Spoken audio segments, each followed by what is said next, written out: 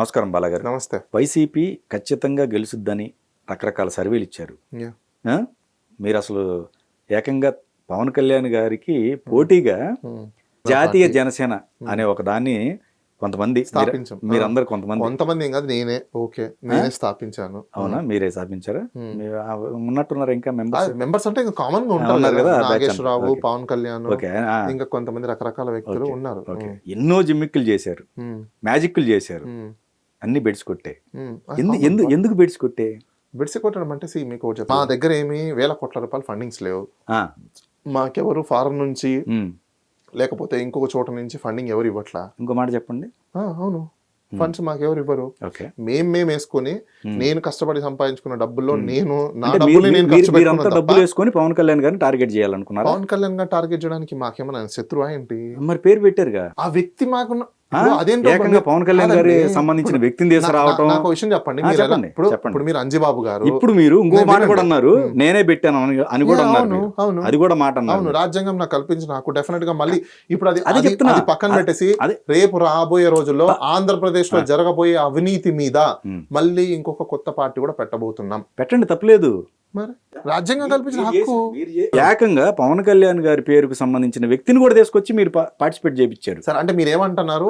ఆయన ఎవరు? ఆయన పైగా ఆంధ్ర, ఆయన తెలంగాణ, ఆయన పట్టుకొని వచ్చారు. రాజకీయాలు ఎవరు ఎక్కడి నుంచి చేయొచ్చు. మరి అసలు ఇది దారుణం కదా. మరి పవన్ కళ్యాణ్ ఏమైనా ఆంధ్ర పర్సనా చెప్పండి? ఓటర్ కార్డు ఇక్కడ పెట్టుకొని నువ్వు అక్కడ పోయి రాజకీయాలు చేయలేదా? ఎవరు? పవన్ కళ్యాణ్, జనసేన పార్టీకి సంబంధించిన పవన్ కళ్యాణ్. నీ కుటుంబము, నీ వ్యవస్థ, నీ యొక్క మొత్తం అంతా ఉండేది హైదరాబాద్ లో. నువ్వు పోయి రాజకీయాలు చేసింది ఎక్కడ? ఓటర్ కార్డు క్రియేట్ చేసుకునేది అక్కడ. రాజ్యాంగం నీకు హక్కు కల్పించింది, నువ్వు పోయావు. అట్లనే మా పవన్ కళ్యాణ్ కూడా హక్కు కల్పించింది, పోయాడు. భలే అంజి గారు, మీరు కూడా మీ మీద చాలా అభిమానము. పవన్ కళ్యాణ్ కే సపోర్ట్ చేస్తారు. అది కాదు, మీరు అప్పుడు చేసిన మ్యాజిక్లు అన్ని తెలుసు నాకు. అవును, ఎక్కడ బెడిచి కొట్టి అంటున్నా మీకు ఆ యూనిటీ మాకు తెలుసు అండి. ముందే బెడిసి కొట్టడం కాదు, మేము మాకు ఉన్న బలం ఎంతైతే ఉందో దాని పరంగా మేము క్యాండిడేట్ ని నిలబెట్టడమే మా లక్ష్యం. దాంట్లో మేము సక్సెస్ అయ్యాం, అందులో నో డౌట్. ఎన్ని వచ్చాయండి ఓట్లు? ఎంత? 500, 600, 700, 1000 చాలు అండి మాకు. ఆ ఓట్లు రావడం మాకు గ్రేటే. మాకు తెలుసు కూడా, మా కెపాసిటీ ఏంటో మాకు తెలుసు. మేము ఫస్ట్ అనుకునేది ఏంటంటే, రన్నింగ్ రేస్ లో ఉంటే వాడు ఈ రోజు కాక రేపైనా గెలుస్తాడు. అరే ఆ రన్నింగ్ రేస్ లోకి పోనివ్వకుండా ఆపుకుంటుంటే ఎప్పుడు గెలుస్తామో? అసలు రన్నింగ్ రేస్ లో మేము ఎప్పుడు విన్ అవుతాం చెప్పండి. కాబట్టి నేను ఫస్ట్ గీసిన ప్లాట్ఫామ్, తయారు చేసిన ప్లాట్ఫామ్ ఏంటంటే, first let the come to the race. నువ్వు ఓడతావా లేకపోతే ఇంకోటి నువ్వు 2 అడుగులు వేస్తావా 3 అడుగులు వేస్తావా సెకండరీ. నువ్వు స్టేడియంలోకి వచ్చి నువ్వు పార్టిసిపేషన్ చేస్తే దెన్ నీ కెపాసిటీ అనేది బయటపడింది. నేను అది చేయాలనుకున్నా, డెఫినెట్గా నాకు చేశాను. అందులో నేను సక్సెస్ అయ్యా.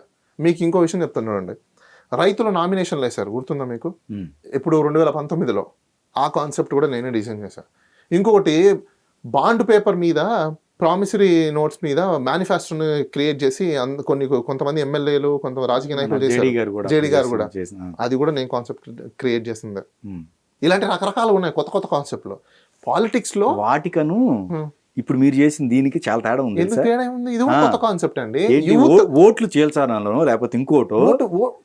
నాకు విషయం చెప్పండి. కాదండి, మీరు నిజంగా గెలిపోయినది కాదు. అంజిబాబు గారు నాకు చెప్పండి, చిన్నదండి, చీల్చడం అంటే అర్థం ఏంటి మీ భాషలో? ఏముంది? ప్రత్యర్థిని ఓడించడం అనేది. ఎవరు ఓటు ఏమన్నా ఇప్పుడు మీ దగ్గరకు వచ్చి పట్టుకొని లాక్కొని నువ్వు ఓటు అయినాక అని చెప్తానా ఏంటి? అట్లా కాదు. దెన్ నీకు నచ్చితే నువ్వు ఓటేసావు, నువ్వు నేను నచ్చాను నీకు, కావాలనుకున్నా 800 ఓట్లు వేసారు, 1000 ఓట్లు వేసారు, నేను ఓట్లు చీల్చడం ఏంటి? అంటే మీ ఉద్దేశం ఏంటి? అంటే మాకు ఓట్లు వేయకుండా ఇవి కూడా వాళ్ళకి వెయ్యండి అంటే మీరు అప్పుడు ఓట్లు లాక్కోవడం కాదు. అది ఇప్పుడు మీరు చీల్చడం ఏదన్నారు, నేనేమంటా మీరు లాక్కోవడం అంట. నేను కాదండి, మీరు లాక్కోవడం దోచుకోవడం. నేనేమంటా మీరు లాక్కోవడము దోచుకోవడం మీరు చేయొచ్చు, కానీ మా ఓట్లని మాకు వెయ్యండి అని మేము అనుకోకూడదు. దాన్ని మీరు పేరేమో చీల్చడం అని పెడతారా? అది కాదు, పార్టీ పేరు అది పెట్టడం. అది మా ఇష్టం అండి. అది నేను ఇప్పుడు ఇంకోటి, ఇంత డిస్కషన్ లో మీరు జనసేన అనేది యాస్టీజ్ పెట్టడం ఒకటండి. జనసేన అనేది నెంబర్ 2. మీరు ఏ పార్టీ పెట్టారంటే, కొన్ని జనసేన పార్టీ కాపీ కొట్టింది కాదా? ఏది? జనసేన పార్టీ కాపీ కొట్టారు. కాపీ కొట్టింది కాదా?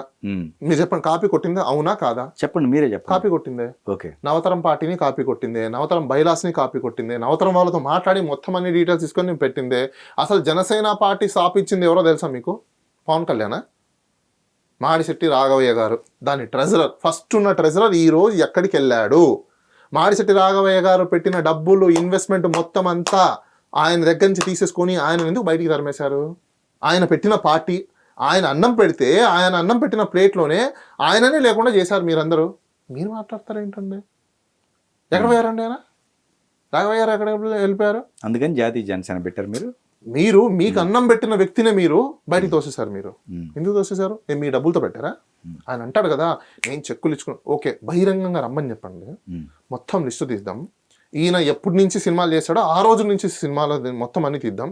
సేల్స్ ట్యాక్స్, ఇన్కమ్ ట్యాక్స్, అప్పట్లో ఉన్న సర్వీస్ ట్యాక్స్, ఇప్పుడున్న జిఎస్టీ అన్నీ తీద్దాం. ఇప్పుడు ఆయనకున్న ప్రాపర్టీస్ తీద్దాం, రైట్? ఆయనకున్న బ్యాలెన్స్లు తీద్దాం, ఆయన ఇచ్చిన డొనేషన్లు కూడా తీద్దాం. ఓకే, ఆయన సొంతంగా డొనేషన్లు ఇచ్చాడా లేదంటే బయట ఎవరో ఇస్తే ఈయన ఇచ్చున్నారని చెప్పి పబ్లిసిటీలు తెచ్చుకున్నారా అని బయటకు వస్తాయి కదా. అది బయట శ్వేతపత్రం అది రిలీజ్ చేయండి. మీకు ఇంకో ఎగ్జాంపుల్ చెప్తాను చూడండి, మేబీ మీకు కూడా తెలిసి ఉంటుంది. చిరంజీవి బ్లడ్ బ్యాంక్ నుంచి చాలా వరకు సర్వీసెస్ చేశారు, అవునా కదా? ఎంతమంది కాంట్రిబ్యూషన్ ఉంటే సర్వీసెస్ చేశారు? పేరు ఎవరికి వచ్చింది? This is not an grabbing of identity. It's not a grabbing of identity. ఎంతోమంది శ్రమిస్తే పేరు వచ్చేది ఎవరికి? మన సమాజం యొక్క ప్రిన్సిపల్స్ ఏంటి? సమానత్వము. ఎక్కడుందండి సమానత్వము? మన నరాల్లో ఇంకా బానిసత్వం నిండిపోయి ఉంది. ఎవరో చేసిన దానికి వాళ్ళకి మనం జైలు కొట్టుకుంటూనే అయిపోయాం తప్ప, పోనీ ఆ బెనిఫిట్ పొందే అతనైనా చెప్తున్నాడా? ఇప్పుడు అదే చిరంజీవి బ్లడ్ బ్యాంకు మీరు బ్లడ్ ఇమ్మని అనౌన్స్ చేస్తే వస్తారు ఎవరన్నా? ఎందుకు రారు? ఎంతమంది వస్తారు? చాలా మంది వస్తారు. అదే చెప్తున్నాను, చాలా మంది వస్తారు. చిరంజీవి గారు అది తీసుకున్నారు కాబట్టి వచ్చారు. అట్లా చెప్తున్నాండి. ఫెమిలియర్ ఒకటండి, వాళ్ళు మంచి చేస్తున్నప్పుడు మంచి ఒకటండి. బాలాగారు మంచి చేస్తున్నాడు, ఆయన సర్వీస్ చేస్తున్నాడు. అక్కడ ఎవరు సర్వీస్? చిరంజీవి గారు. ఏమంటే మీరు ట్రస్ట్ పెట్టి మీరు కూడా చేయొచ్చండి. నేను కాదండి, ట్రస్ట్ పెడుతున్న వాళ్ళు చాలా మంది ఉంటున్నారు. దాని ఇండైరెక్ట్ బెనిఫిట్ అంటే colourable exercise of your monopoly power. Okay, దాన్ని మీరు బెనిఫిట్ గెయిన్ చేసుకుంటున్నారు. మీరేమి ఊరికే చేయట్లేదు కదా. ఇప్పుడు మీ అంచనాలు మొత్తం ఏదైతే ఉందో ఓటు చేల్చాలని చెప్పేసి చాలా మీరు సర్వే కూడా ఇచ్చారు. ఫోరెన్సిక్ ఎలక్షన్ అదే అది ఇండియా వైడ్ కూడా ఈ ఫోరెన్సిక్ అంటేనే వెతుక్కున్న వాళ్ళు కూడా ఉన్నారు. ఇండియా టుడే వాడు కూడా ఇదేంటి కొత్తగా వచ్చిందని చెప్పేసి వాడు కూడా వేసాడు కథ. ఇండియా టుడే వాడు కథనం వేసాడు. అసలు forensic find out the facts. Forensic అంటేనే అంటే ఫ్యాక్ట్స్ లేవు, దాంట్లో ఫ్యాక్ట్స్ ఉంటాయండి. అదే కదా మరి ఇప్పుడు అదే జరిగింది. మరి ఫ్యాక్ట్స్ లేకుండా తెలంగాణ ఎలాగే గెలిచింది, కర్ణాటక ఏ విధంగా వచ్చింది, పంజాబ్ ఏ విధంగా వచ్చింది?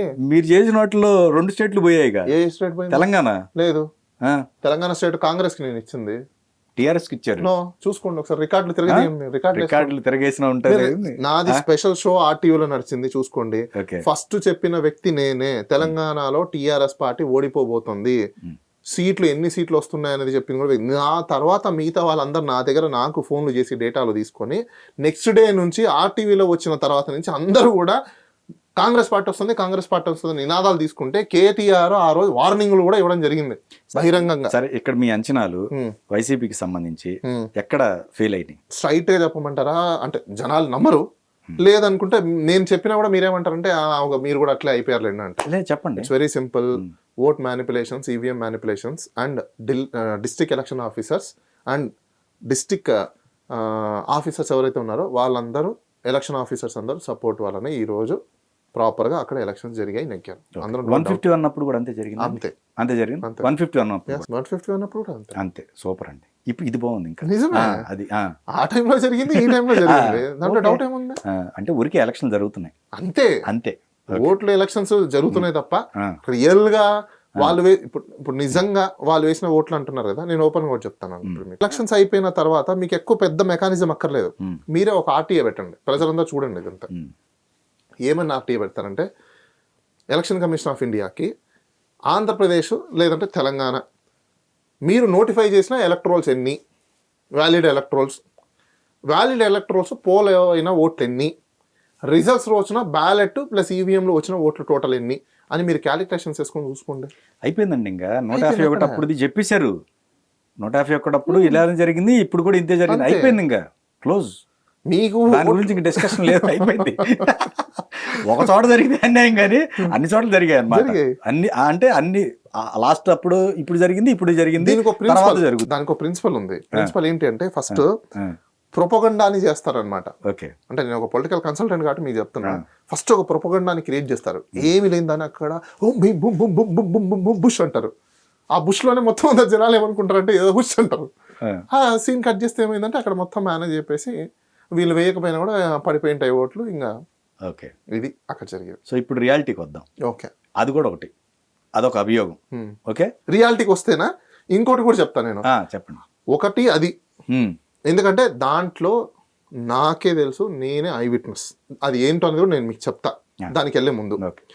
నవతరం పార్టీ అనే ఒక పార్టీ నుంచి జనసేన పార్టీకి గాజు సింబల్ ఇచ్చినప్పుడు వాళ్ళకి నామినేషన్లు వేస్తే పార్లమెంట్ ఎలక్షన్స్కు, అసెంబ్లీ ఎలక్షన్స్కు చాలా చోట్ల కూడా గాజు గ్లాసుని నవతరం పార్టీ కేటాయించింది. మొన్న 2024లో కూడా. ఇది కూడా ఇక్కడ కూడా మీరు చేసిన కొన్ని అత్యంత కుట్ర ఏంటంటే ఆ గాజు గ్లాస్ మీకెందుకు రావాలండి? ఎవరు మాకు రావాలి, మీకెందుకు ఫ్రైట్? అప్పుడు వాళ్ళు గుర్తున్నప్పుడు వాళ్ళకి సంబంధించి గాజు గ్లాసు గుర్తు ఇచ్చేది ఎవరు? కమిషన్, ఎన్నికల కమిషన్. మరి ఎన్నికల కమిషన్ మా గాజు గ్లాసు గుర్తు రూల్ ఆఫ్ లా ప్రకారం ఇచ్చిద్దా, లేకపోతే వాడి ఇష్టానుసారం ఇస్తుందా? మీరు ఫైట్ ఎందుకు చేశారంటున్నా? అంజి గారు, నాకు ఎలిజిబిలిటీ ఉంటే ఇస్తారా, ఎలిజిబిలిటీ లేకపోతే కాదండి. సేమ్ పార్టీ పేరు పెట్టి చెప్పండి. అంజి గారు, నా సింపుల్ క్వశ్చన్ అండి, మీరు రాజ్యాంగాన్ని నమ్ముతారా నమ్మరా? నమ్ముతామండి కదా, ఖచ్చితంగా. రాజ్యాంగానికి లోబడి రూల్ ఆఫ్ లా ప్రకారమే election commission of India run అవుతుందా అవదా? అవుద్ది. మరి నేను అప్లై చేసుకున్నప్పుడు నాకు ఎలిజిబిలిటీ లేకపోతే ఎలక్షన్ కమిషన్ ఆఫ్ ఇండియా ఏం చేసిద్ది? రిజెక్ట్ చేస్తుంది. మరి యాక్సెప్ట్ చేసిందంటే అర్థం ఏంటి? నేను రూల్ ఆఫ్ లాలో ఉన్నా, నాకు రైట్ ఉంది, నేను ఎలిజిబిలిటీ ఉన్నా. ఈ 3 కండిషన్స్ ఉన్నాయి కాబట్టే కదా వాళ్ళు నాకు ఇచ్చారు. సెలెక్ట్ చేసుకోవడం నా రెస్పాన్స్ కాదండి. నా ఉద్దేశం ఇంత చేసినప్పుడు కూడా, ఇంత జరిగినప్పుడు కూడా మీ ఫలించలేదు కదా అని. అసలు మేము ఫలితం కోసం చేయలేదు. నేను అదే అంటున్నాను మీకు. మా ఫలితం ఏంది అంటే క్యాండిడేట్స్ ని నామినేషన్ వేయించడమే, అంతే మాకు ఎజెండా. మేము గెలుస్తామనో లేకపోతే 10,000 ఓట్లు వస్తాయనో అది కాదు. ఎవరికైతే టికెట్లు ఇవ్వనని చెప్పేసి అని మీరు వేస్ట్, మీరు వెళ్ళిపోండి అని చెప్పేసి గెంటించేసి పడ్డారో అలాంటి వ్యక్తులకు అందరికీ మేము ఆశ్రయం ఇచ్చి, అరే మీరెందుకు భయపడతారు, మీకు బీఫామ్ మేము ఇస్తాం, నామినేషన్ వేయండి అని వేయించాం. ఎవరినైతే మీరు రిజెక్ట్ చేశారో అదే వ్యక్తిని మీ యొక్క క్యూ లైన్లో నిలబెట్టాం. దట్స్ అ గ్రేట్నెస్ అండి. అది గ్రేట్నెస్. మీకు ఇంకోటి చెప్తాను చూడండి. పుంగనూరులో రామచంద్ర యాదవ్ అని ఉన్నారు. ఈ రామచంద్ర యాదవ్కి నేను ఆన్ ద రికార్డ్ చెప్తున్నా, దండం పెట్టడం రాదు తెలుసా మీకు? నా ఆఫీస్లో అతనికి పొలిటికల్ ట్రైనింగ్ ఇచ్చాను నేను. ఏ విధంగా దండం పెట్టాలి, ఏ విధంగా ప్రజలతో మాట్లాడాలి, ఏ విధంగా రాజకీయాలలోకి ముందుకు వెళ్ళాలని చెప్పేసి. మరి అతను ఒకప్పుడు జనసేన పార్టీ నుంచి కంటెస్ట్ చేసిన క్యాండిడేట్.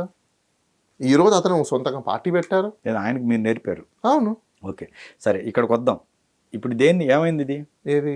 ఈ పార్టీకి సంబంధించి ఎందుకు ఎక్కడ అంచనాలు మిస్ అయినాయి? చాలా రిపోర్ట్లు ఇచ్చారు కదా. ఎక్కడ మా అంచనాలు ఏమి? సరే అది పక్కన పెడదాం. ఆ ఈవీఎంస్ అన్ని గోల్ పక్కన పెడదాం. నెక్స్ట్ చెప్పండి. నెక్స్ట్ లేయర్ ఏంటి అంటే ఇక్కడ ఒకటి సాలిడ్ గా ఒక కమ్యూనిటీ ఏదైతే ఉందో, కొన్ని ఏరియాస్ లో ఉన్న పోలరైజేషన్ ఆఫ్ ఓట్స్ ఏవైతే ఉన్నాయో అవి చీలకుండా కన్సాలిడేటెడ్ అవ్వడం వల్ల కూడా మైన్యూర్ పర్సంటేజ్లతో నెంబర్ ఆఫ్ సీట్లు కూడా మారిపోయాయి. అందులో డౌట్ లేదు. ఏది చేంజింగ్ అనేది కన్సాలిడేషన్ అవ్వడం వల్ల నెంబర్ ఆఫ్ సీట్లు రావడం ఒకటి. దాంతోపాటు వైసీపీకి ఒక పెద్ద దెబ్బ ఏంటంటే షర్మిల. అసలు ఆమె లెక్క చేయట్లేదు, ఇప్పుడు కూడా లెక్క చేయరు. ఎందుకు చేస్తారండి? ఎందుకు చేస్తారు? మరి ఆవిడ దెబ్బ కొట్టిందంటే ఖచ్చితంగా ఆమె వల్ల అయితే డ్యామేజ్ జరగడం అయితే జరిగింది, అందులో డౌట్ లేదు. ఓకే, అది మనము 100కి 100% నమ్మాలి. షార్ట్ టైంలో మరి ఈ 5 సంవత్సరాల్లో అండి షర్మిల ఇండిపెండెంట్ గా ఉండింటే అంత డ్యామేజ్ జరగకపోయేదేమో. కానీ షర్మిల ఎప్పుడైతే కూటమితో ఇండైరెక్ట్లీ కలిసి వాళ్ళతో పనిచేయడం చేసిందో దానివల్ల డ్యామేజ్ అయితే ఖచ్చితంగా జరిగింది, అందులో డౌట్ లేదు. ఆమె కూటమితో కలవలేదు అని అంటారు కదా, బహిరంగంగా నా దగ్గర రమ్మని చెప్పండి, ఎవరైనా సరే ఛాలెంజ్ ఇస్తున్నాను నేను ప్రూవ్ చేస్తా. ఎవరు ఎప్పుడు ఎక్కడ ఎలా మీట్ అయ్యారో, ఎవరితో మీట్ అయ్యారో, ఎవరి దగ్గరికి వెళ్ళారో, ఎవరు ఎంతమంది ఫండ్ ఇచ్చారు, ఎవరితో కలిసారు, అన్నీ నేను ప్రూవ్ చేస్తాను. రమ్మని చెప్పండి. సో ఈ 5 సంవత్సరాలు ఇంకా బలపడవచ్చు ఆవిడ? ఎవరు ఆవిడకి అసలు పొలిటికల్ కెరియర్ లేదు. అంటే లాస్ట్ టైం చేసినట్టు ఇంకా ఉండదంటారు, ఆ మ్యాజిక్ ఉండదంటారు. ఏం లాస్ట్ టైం చేసిన? లాస్ట్ టైం దెబ్బ కొట్టినట్టు ఏం చేసింది లాస్ట్ టైం? అసలు ఆమెను ఎవరు కన్సిడర్ కూడా చేయడు. నెక్స్ట్ ఇంకా ఆమెను ఎవరు కన్సిడర్ కూడా చేయడండి. దేనికోసం వచ్చింది ఆమె ఆంధ్రాకి? అదేంది ఇప్పుడే మీరు ఆవిడే చేసిందన్నారు, మళ్ళీ ఆవిడ కన్సిడర్ చెయ్యాలంటే ఏదో ఒక రీజన్ కావాలి కదా ప్రజలకి. ఆమె ఆంధ్రాకి దేనికోసం వచ్చిందని కన్సిడర్ చేస్తారా అంటున్నా నేను. దేనికోసం రావాలి ఆవిడ? ఎవరు పర్మిషన్ కావాలి ఆంధ్రాకి రావడానికి? ప్రజలకు చెప్పాలి కదండి, మీకు నాకు అవసరం లేదు కదా. తెలంగాణ ప్రజలకి మీరు చెప్పారు ఏమని? పుట్టిన ఎవరొద్దన్నారు? పుట్టిన గడ్డ రావచ్చు, ప్రజలు ఆదరించాలని ఏమి రూల్ ఏం లేదు కదా. అంటే ప్రజలు ఆదరించాలి, మీకు ఓట్లు వేయాలి, గెలిపించాలని రూల్ లేదు కదా. ఏమండి రాజశేఖర రెడ్డి గారి బిడ్డ ఎగ్జాక్ట్లీ, మీరు కరెక్ట్ పాయింట్కి వచ్చారు. ప్రజలు రాజశేఖర రెడ్డి గారి బిడ్డ అని చెప్పేసి అని ఆమెను అంతా నెత్తిన పెట్టుకొని చూసుకునేటప్పుడు నువ్వు ఫస్ట్ డ్యామేజ్ చేసింది ఎవరిని? ఆయన డైనస్టీనే డ్యామేజ్ చేసిందమ్మా. ఆవిడ చేసిందా మరి? ఓకే. ఇప్పుడు వాళ్ళ నాన్నగారి పేరుని ఎంతో కొంత వాళ్ళ అన్న నిలబెట్టడము లేకపోతే ఏదో జరిగినప్పుడు నువ్వు రాజశేఖర రెడ్డి బిడ్డ మీదనే నువ్వు డౌట్లు వేసేసి వేస్ట్ ఫెలో అన్నట్టు నువ్వు క్రియేట్ చేసినప్పుడు ఎవరు పరువు తీస్తున్నట్టు? ఇండైరెక్ట్లీ ఎవరు పరువు తీస్తున్నట్టు చెప్పండి. ఒక నిమిషం బాలగారు, షర్మిల గారి పైన కొన్ని పోస్టులు చూసారా, మీరు గమనించారా? ఏం పోస్టులు? ఎలాంటి పోస్టులు పడ్డాయో ఆవిడని కించపరుస్తూ? కాదండి, ఇప్పుడు ఏం ఆమె సోషల్ మీడియా పెట్టి ఇక్కడ లోటస్ పండు ఆమె నడపలేదా ఏంది టీఆర్ఎస్ మీద? ఎవరు చెప్తున్నారు? ఏది అంటే ఆమె సోషల్ మీడియా పెట్టినప్పుడు ఆమె నడపలేదా? ఏది అంటే వ్యక్తిగతంగా ఆమె నడపలేదా ఏంటి? కేటీఆర్ మీద కేసీఆర్ మీద వాళ్ళని బ్లాక్మెయిల్ చేయలేదా ఏంటి? ఓకే, చేసింది కదా. వ్యక్తిగతంగానే బ్లాక్మెయిల్ చేసి చేయలేదా? సోషల్ మీడియా ద్వారా కావచ్చు, లేకపోతే ఇంకో ద్వారా కావచ్చు, రాజకీయాల్లోకి వెళ్తున్నా అని చెప్పేసి చెప్పేది ఒకటి. కానీ నేను ఒకటి చెప్తాను చూడండి, ప్రజలందరూ తెలుసుకోవాల్సిందే, ఇప్పుడు ప్రస్తుతం ఉన్న రాజకీయ నాయకులు ఎవరు జెన్యూన్ కాదు. మీకు ఒక సఫిషియెంట్ ఫండ్ వచ్చిన తర్వాత కొంతమంది వ్యక్తులకి సంబంధించి ఇవన్నీ ఇట్లాంటివి చేసి భంగపాటుకు గురయ్యారు అనే వార్తలు వచ్చాయి. భంగపాటు కంటే అదే ఏదో చేద్దాం అనుకున్నారు, ఏది చేయలేకపోయారు. అట్లేం లేదే, మేము చేయాలనుకుని చేసాం. మరి అదే కదా, అదే రివర్స్ అయింది. నామినేషన్ వేయించాలన్నదే మా ఎజెండా. మేము జనాలతో నామినేషన్ వేయించాం. ఆఖరికి బకెట్ గుర్తు పెట్టించడం, గ్లాస్ దగ్గర కూడా కన్ఫ్యూజ్ చేయించడం. కన్ఫ్యూజన్ ఏముందండి అక్కడ? మీరు ఎలా చెప్తున్నారంటే ఏదో రిటర్నింగ్ ఆఫీస్ దగ్గరికి నేను వెళ్ళి వాడు చేయబట్టుకొని అయ్యా నువ్వు ఇక్కడ పెట్టు, లేదంటే నువ్వు కాదు. మీరు ఇప్పుడే ఒక మాట అన్నారు, ఓటర్స్ చాలా తెలివైన వాళ్ళు అంటూ. ఓటర్స్ నే చీట్ చేయాలని మీరు చేసిన మ్యాజిక్ ఉంది చూసారా? ఓటర్లు ఏమన్నా అమాయకులు? నాకు బకెట్ కి గ్లాస్ కి తేడా తెలియకుండా ఏమండి అంజి గారు, ఈ రోజు మీరు నమ్ముతారు మూడేళ్ల పిల్లోడికి మీరు టెలిఫోన్, మీరు 3 ఏళ్ల పిల్లోడికి ఫోన్ ఇస్తే ఇది ఆపిల్ ఫోనా, సామ్సంగ్ ఫోనా, ఆండ్రాయిడ్ ఫోన్ అని చెప్పేసి నిమిషంలో చెప్తాడు. కొంతమంది పెద్దోళ్ళు ఉన్నారు, పెద్దోళ్ళు కనిపించని ముసలోళ్ళ దగ్గర కూడా ఫోన్ తీసుకొని వెళ్తే ఈ రోజు సుడుకు ఉందా, లేకపోతే దాన్ని ఏమంటారు ఇంకోటి క్యాండీ క్రష్ ఉందా, ముసలిలో అంటున్నారండి ఊర్లలో. మీరు ఎక్కడున్నారు? ఇంకా నేను ఒక ఊరికి వెళ్ళా, ఆయన ఏం చేశాడో తెలుసా, ఓలాలో బైక్ అని చెప్పి సైకిల్ పెట్టుకొని తిరుగుతున్నాడు తెలుసా మీకు? Okay, you believe are not? Bike అని చెప్పుకొని సైకిల్ పెట్టుకొని తిరుగుతున్నాడు ఒక ఆయన. ఓకే, ఒక ఊర్లో. ఓకే, నేను అడిగా ఏంటండి మీరు ఓలా బుక్ చేస్తే మీకు బైక్ వస్తుంది కదా అని చెప్పేసి అని. ఆయన అన్నాడు, ఆయన ఏజ్ ఎంతో తెలుసా, 90 years, ఈ ఊర్లో ఇదే బైక్ అన్నాడు ఆయన. అంటే అదే కదా, ఇప్పుడు అలాంటి వాళ్ళని మీరు టార్గెట్ చేద్దాం. టార్గెట్ చేయడం ఏంటండి? మీరు మీ టార్గెట్స్ ఊర్లో కూర్చున్న ఓలా టెక్నాలజీ తెలిసిందంటే టార్గెట్ మేంగా చేయాల్సిందే. వాళ్ళంతా డెవలప్ అయి ఉన్నాడు, వాళ్ళని ఎవ్వరు మ్యానిపులేట్ చేయలేరు, మోసం చేయలేరు. మీరు అది గుర్తుపెట్టుకోవాలి ఫస్ట్. మోసం చేయడానికి, మ్యానిపులేట్ చేయడానికి వాళ్ళ చిన్నపిల్లలు ఓలా టెక్నాలజీనే వాడుతున్నారు ఊర్లలో. ఆ గాజు గ్లాసు గుర్తుకి, బకెట్ గుర్తుకి కనుక్కోలేనంత అమాయకులు ఉన్నారా జనాలు? ఏమన్నా అదే కదా మీ ఆలోచన. మీరు అన్నట్టు అమాయకులు ఉన్నారా? మీరు ఎవరు చెప్పండి, ఉన్నారా? మీ ఆలోచన అది కాదు, అదే మీది. నా ఆలోచన అది కాదు, అదే అని మీరు ఎట్లా చెప్తారు చెప్పండి? అది ఉంటదిలే కానివ్వండి. సో ఇంతవరకేనా ఈయన పాయింట్లు ఓడిపోవడానికి రీజన్స్? ఓడిపోవడానికి మెయిన్ రీజన్ కన్సాలిడేషన్ ఓట్లు అవ్వడం ఒకటి. 2, ఒకటి అర్థమైపోయింది ఏంటంటే ఆంధ్రప్రదేశ్లో ఎడ్యుకేటెడ్ ఇల్లిటరేట్స్ ఉన్నారు అన్నది క్లియర్ కట్ ప్రూవ్ అయింది, అందులో నో డౌట్. ఎప్పటి నుంచో ఉన్నారు. ఈ రోజు ఆంధ్రప్రదేశ్లో మళ్ళీ ఈ ప్రభుత్వం రావడానికి కావచ్చు, జగన్మోహన్ రెడ్డి ఓడిపోవడానికి కావచ్చు, ఎడ్యుకేటెడ్ ఇల్లిటరేట్స్ ఎవరైతే ఉన్నారో వాళ్ళనే జగన్మోహన్ రెడ్డి ఓడిపోయారు, అందులో డౌట్ లేదు. వాళ్ళలో ఏది పర్సెంటేజ్ ఎవరు? చాలా పర్సెంటేజ్. దాంట్లో ఒక కమ్యూనిటీ అనేసి ఏం లేదు, అందరూ ఊహల్లో ఉన్నారు, అంటే ఇల్యూషన్స్ లో ఉన్నారు. అంటే ఇద్దరు వద్దనుకున్నారా? ఇల్లిటరేట్స్ ఓట్స్ పడ్డాయి వాళ్ళకి. మరి మీరు నాకు అర్థం కాదు సార్. చాలా మంది ఏమనుకుంటున్నారంటే బిలో పావర్టీ లైన్ లో ఉన్న వాళ్ళు, పావర్టీ లైన్ లో ఉన్న వాళ్ళు జగన్మోహన్ రెడ్డికి ఓట్లు వేసిస్తారు. ఎస్, జగన్మోహన్ రెడ్డి పడాల్సిన ఓటు 1 కోటి చిల్లర ఓట్లు అయితే పడిపోయాయి. రిమైనింగ్ ఓట్స్ ఏవైతే ఉన్నాయో, పర్సంటేజ్ ఓట్స్ ఉన్నాయి చూసారా, వీళ్ళందరూ కూడా మీకు అవుట్ ఆఫ్ స్టేషన్స్లలో ఉండి మేమందరం బాగా మేధావులు అనుకునే వాళ్ళు ఎవరైతే ఉన్నారో వాళ్ళందరూ వచ్చి కన్సాలిడేట్గా గుర్తుపడేశారు. వాళ్ళు ఎందుకు వేశారో ఈ రోజు వాళ్ళకే తెలియదు. ఫోబియాలో వచ్చారు, వేశారు, వెళ్ళిపోయారు అంతే. వాళ్ళ కళ్ళు మూసుకుని తెచ్చుకునే లోపల మొత్తం అయిపోయింది. అది జరిగింది. ఇప్పుడు మీరు అంటున్నారు ఒక సామాజిక వర్గం కాదు ఇంకోటి అని. నేను మీకు ఒకటి చెప్తా. సామాజిక వర్గం మీరు ఇక్కడ 2 డివిజన్లు చేశారు. చదువుకోని వాళ్ళు, చదువుకున్న వాళ్ళు 2 డివిజన్స్ చేశారు. మళ్ళీ మీరు సామాజిక వర్గం నేను ఇక్కడ అది వేరు. మళ్ళీ ఓకే, సామాజిక వర్గం పక్కన పెడదాం. నేను అదే చెప్తున్నా. మీకు ఇంకోటి కూడా చెప్తాను చూడండి, ఎంత మేధావులు ఉన్నారంటే చదువుకున్న వాళ్ళు. అందుకే నేను ఎడ్యుకేటెడ్ ఇల్లిటరేట్స్ అని ఎందుకు అంటున్నానంటే నువ్వు ఒక కుటుంబం, మధ్యతరగతి కుటుంబంలో నుంచి నువ్వు వచ్చిన తర్వాత, నీ కష్టాలు ఏంటని నీకు తెలిసిన తర్వాత, ఒక స్టేజ్కి వచ్చాక నువ్వు వెలిఫేర్ని అవసరం లేదు అని అన్నావు అంటే నీ అంత మూర్ఖుడు ఎవడు లేడు. ఒకప్పుడు నువ్వు బతికిందే, నువ్వు డెవలప్ అయిందే ఆ వెలిఫేర్ల మీద. ఈరోజు నువ్వు ఆ వెలిఫేరే వేస్ట్, ఇంకా అవసరం లేదంటే నీకు అవసరం లేకపోయి ఉండొచ్చు. కానీ అలాంటి ఎన్నో కుటుంబాలకు అది అవసరం.